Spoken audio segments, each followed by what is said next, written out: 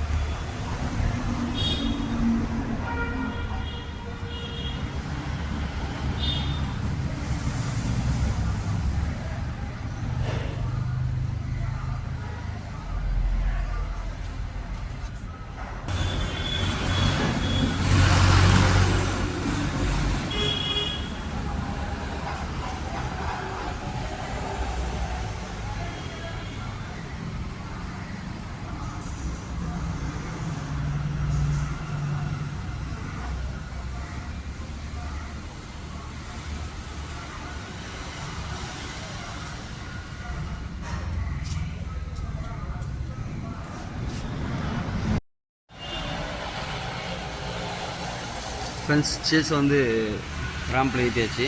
Bend எப்படி இருக்குன்னு பார்த்துருப்பீங்க. ஃபஸ்ட்டு பெண்டு எடுக்க போகிறோம்.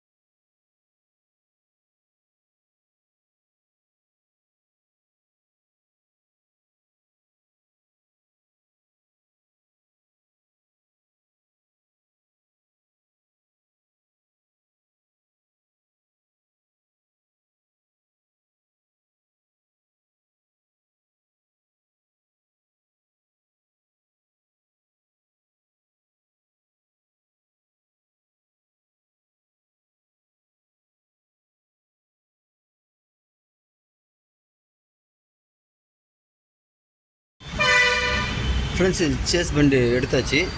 இப்போ எடுத்த இடம் என்னன்னு பார்த்தீங்கன்னா, இந்த இடம் ரொம்ப நசுங்கி போயிருந்தது தெரியுதுங்களா.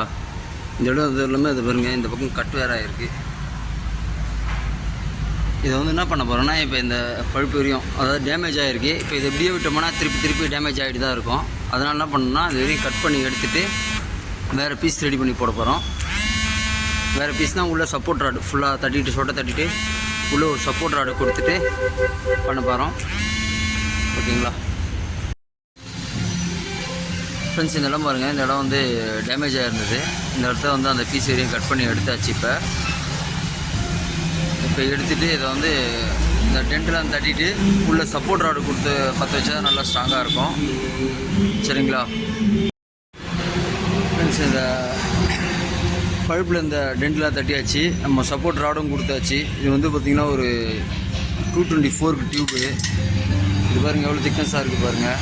இவ்வளோ திக்னஸ் ராடு பழுப்பு தான் தூக்கி உள்ளே அடிச்சுட்டு பற்ற வைக்கணும். அப்போ தான் வந்து நல்லா ஸ்ட்ராங்காக இருக்கும். சரிங்களா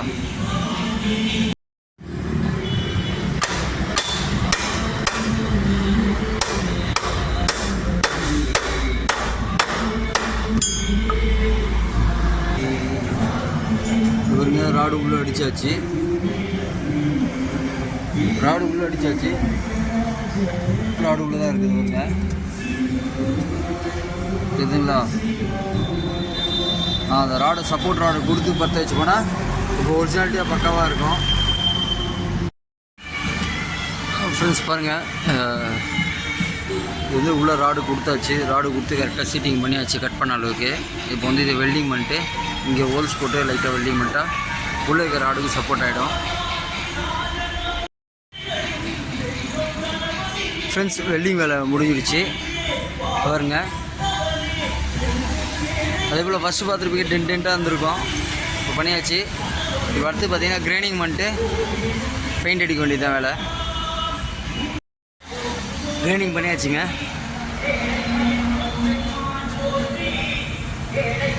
பாருங்க